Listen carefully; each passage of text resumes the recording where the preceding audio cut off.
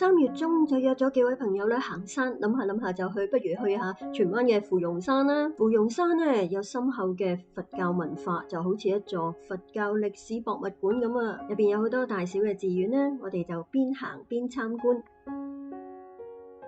我哋喺荃灣兆和街搭往芙蓉山嘅小巴，咁去到芙蓉山山腳咧就落車，開始我哋嘅旅程啦。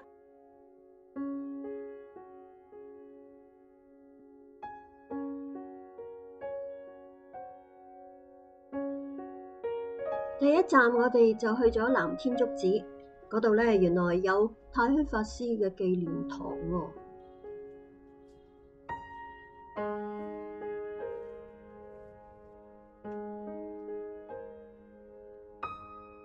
太虛法師咧係中國佛教改革嘅重要人物啊！佢推動人間佛教嘅理念，主張咧佛教咧係要服務於人間嘅，而非只關注來世嘅生命嘅。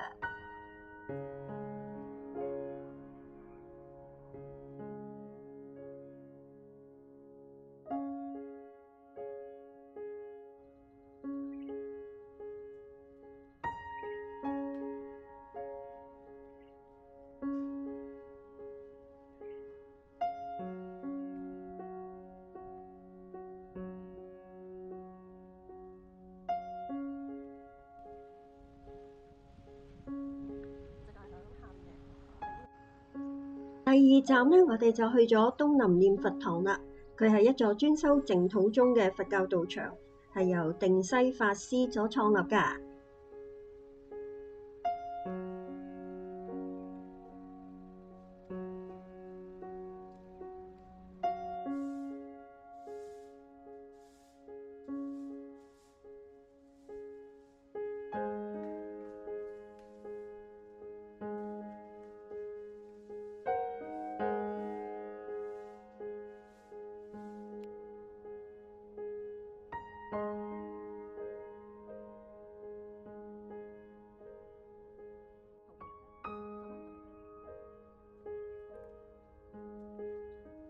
東林念佛堂咧，其實咧就喺南天竺寺嘅隔離嘅啫。經過南天竺寺嘅後邊咧，再上返芙蓉山道，對面咧就已經係竹林禪院啦。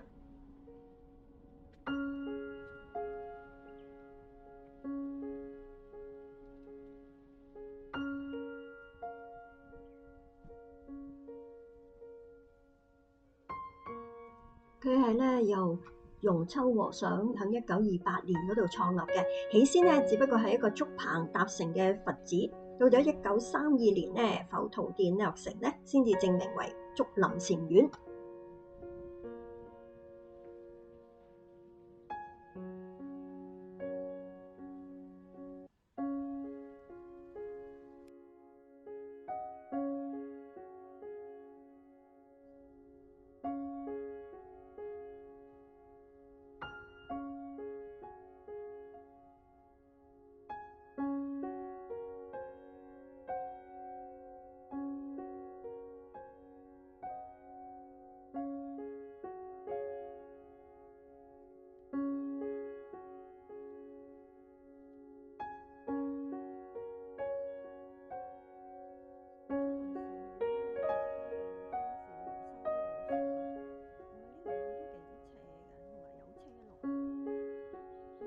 出咗竹林禪院，沿住斜路往上行咧，就見到竹林禪院嘅500羅漢殿啦。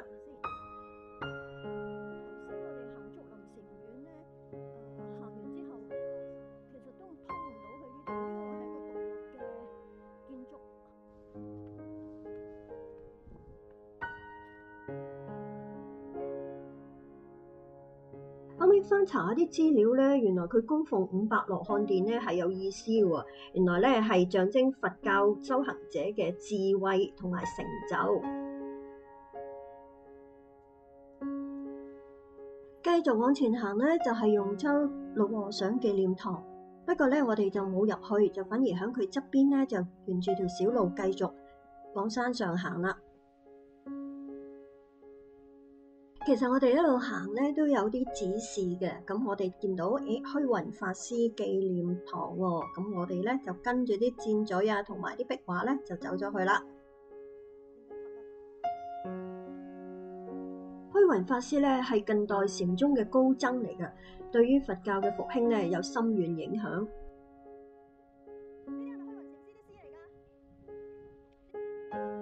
虛雲法師呢個紀念館啊，而家咧就修葺緊啊，所以咧都比較亂一啲。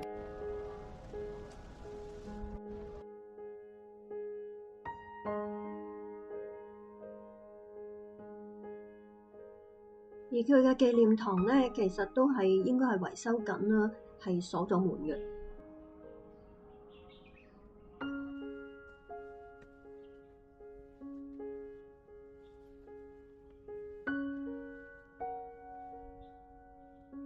我哋跟住箭嘴嘅指示就往上行啦，就去到觀音岩啦。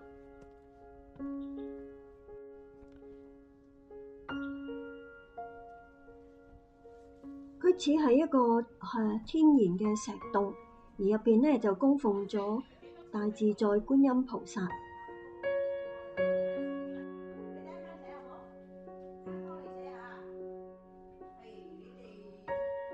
最後咧，我哋咧就沿住菩提經，咁咧經過咗上天竺寺，就去到結蓮庵啦。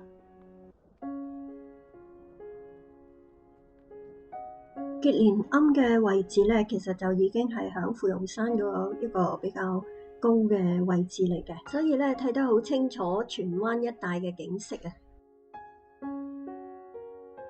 而佢最出名嘅咧，就係嗰座望海觀音啦。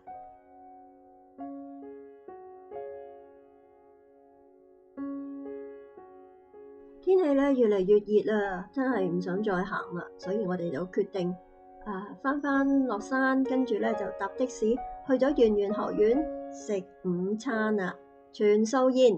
好，今日係咁多先，多謝大家，拜拜。